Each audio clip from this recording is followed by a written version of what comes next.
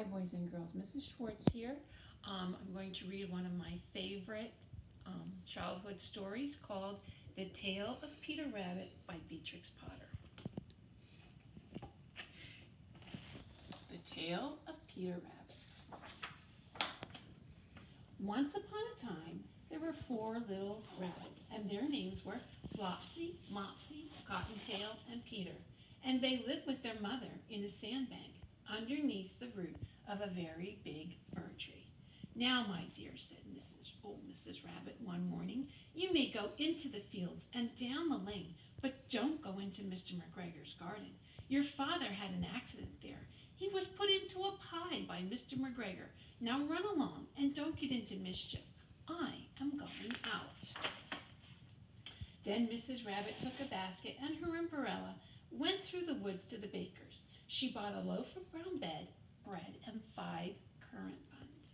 Flopsy, Mopsy, and Cottontail were good little bunnies, and they went down the lane to gather blackberries.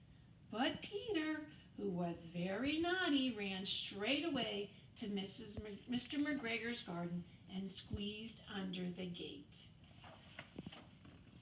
First he ate some lettuces and some French beans, and then he ate some radishes, and then he was feeling rather sick. So he went to look for some parsley. But around the end of the cucumber frame, whom should he meet but Mr. McGregor? And Mr. McGregor was on his hands and knees planting out young cabbages, but he jumped up and ran after Peter, waving a rake and calling out, "Stop, thief!" Peter was most dreadfully frightened. He rushed all over the garden, for he had forgotten the way to the gate. He lost one of his shoes among the cabbages and the other shoe among the potatoes. And after losing them, he ran onto 4 legs and went faster, so that I think he might have gotten away altogether if he had not unfortunately run into a gooseberry net and got caught by the large buttons on his jacket. It was a blue jacket with brass buttons, quite new. Peter gave himself up for lost and shed big tears, but his sobs were overheard by some friendly sparrows, who flew to him in great excitement and implored him to exert himself. Mr. McGregor came up with a sieve, which he intended to pop on the top of Peter, but Peter wiggled out of it just in time, leaving his jacket behind, and rushed into the tool shed, jumped into a can. It would have been a beautiful thing to hide in if it hadn't had so much water in it. Mr. McGregor was quite sure that Peter was somewhere in the tool shed, perhaps hidden underneath the flower pot. He began to turn them over carefully, looking underneath each one. Will he find Peter? Do you think? Presently Peter sneezed, "Kerchoo!"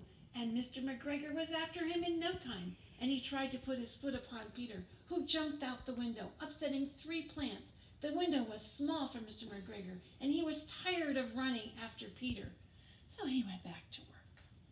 And Peter sat down to rest. He was out of breath and trembling with fright, and he had not the least idea which way to go.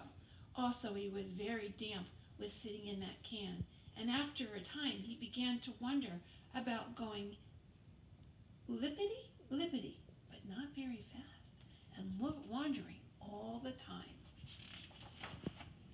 He found a door in a wall, but it was locked, and there was no room for a fat little rabbit to squeeze underneath, and an old mouse was running in and out over the stone doorstep, carrying peas and beans to her family in the wood. Peter asked her to wait to the gate, but she had such a large pea in her mouth. She could not answer. She only shook her head at him, and Peter began to cry. Then he tried to find his way straight across the garden, but he became more and more puzzled. Presently he came to a pond where Mr. McGregor filled his watering cans. A white cat was staring at some goldfish, and she sat very, very still, but now and then the tip of her tail twitched as if she were alive. Peter thought it was best to go without speaking to her, for he had heard about cats from his cousin, Benjamin Bunny. He went backwards to the tool shed when suddenly, quite close to him, he heard the noise of a hoe. Scratch, scratch, scratch, scratch. Peter scuttled underneath the bushes, but presently, as nothing happened, he came out, and climbing upon a wheelbarrow and peeked over. The first thing he saw was Mr. McGregor hoeing onions. His back was towards Peter, and beyond him was the gate. Peter got down very quietly off the wheelbarrow and started running as fast as he could, going along a straight walk behind some black currant bushes.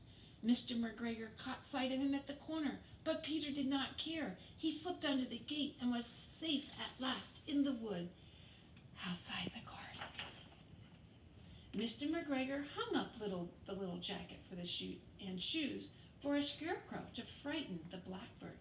Peter never stopped running or looked behind him until he got to his home by the big fir tree. He was very tired, and he flopped down upon the nice soft sand on the floor of the rabbit hole and shut his eyes. His mother was busy cooking. She wondered what he had done with his clothes. It was the second little jacket and little pair of shoes that Peter had lost in a fortnight. I am sorry to say that Peter was not very well during that evening. His mother put him to bed and gave him some chamomile tea, and she gave a dose of it. She made some chamomile tea, and she gave a dose of it to Peter. 1 tablespoon to be taken at bedtime. But Flopsy, Mopsy, and Cottontail had bread and milk and blackberries for supper. The end. Thank you, boys and girls, for listening to The Tale of Peter Rabbit by Beatrix Potter.